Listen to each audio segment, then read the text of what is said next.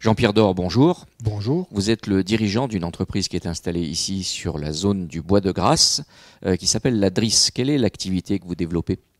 Alors nous développons aujourd'hui une activité liée à la gestion responsable des déchets non dangereux. En clair, ça veut dire que vous traitez pour des entreprises, des particuliers? Exactement, donc des entreprises, des particuliers, voire des collectivités. Aujourd'hui, quelle est la valeur ajoutée que vous apportez à ces clients? Alors la valeur ajoutée se situe dans l'accompagnement que nous faisons via les entreprises, les particuliers ou les collectivités. Car effectivement, nous accompagnons les entreprises via une gestion responsable du tri, ce qui n'est pas toujours le cas aujourd'hui. Particularité de la DRIS, vous avez dans votre personnel pas mal de gens qui sont handicapés.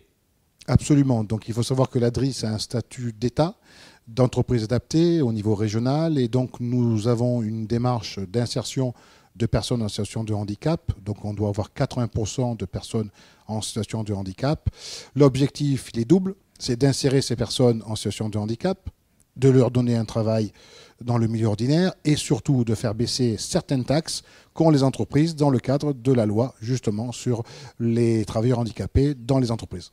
Comment se porte le secteur d'activité dans le traitement des déchets aujourd'hui? Alors, j'allais vous dire, l'année dernière, c'était un peu plus compliqué. Cette année, la nouvelle loi qui est sortie, le décret d'application du mois de mars 2016, rend les choses plus simples, puisqu'aujourd'hui, elles obligent les entreprises à non seulement gérer leur flux de déchets, mais surtout les trier. Puisqu'aujourd'hui, une entreprise doit trier 5 flux au minimum, à savoir les papiers, le bois, le fer, le plastique et le verre. Donc ça, c'est obligatoire depuis le 1er janvier 2017. Et vous prenez le relais derrière, une fois que les entreprises ont fait déjà ce premier tri? Voilà, exactement. On prend le relais, on fait ce qu'on appelle de l'apport volontaire et donc on permet aux entreprises de faire des économies de coûts, justement dans le cadre du traitement qui, à ce moment-là, n'a pas lieu. En tant que dirigeant, quelle est votre priorité du moment?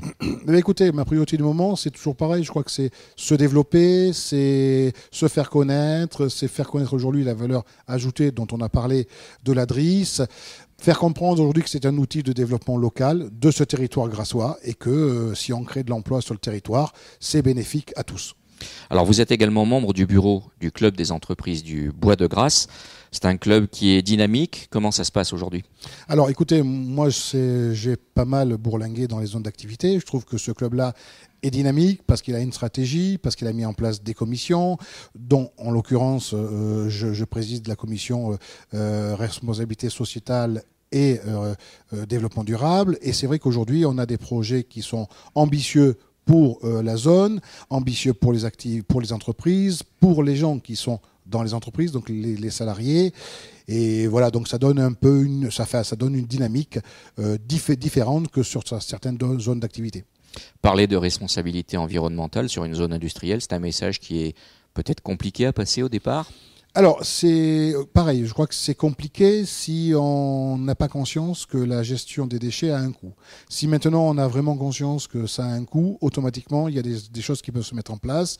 Là, je vous donne un exemple. On est en train de travailler avec une entreprise de la zone pour faire en sorte que le plastique que nous utilisons, lui, puisse le récupérer pour des besoins personnels. Donc on est dans un système, je dirais, d'écologie industrielle où effectivement les déchets des uns vont peut-être servir aux déchets des autres, dans un circuit court.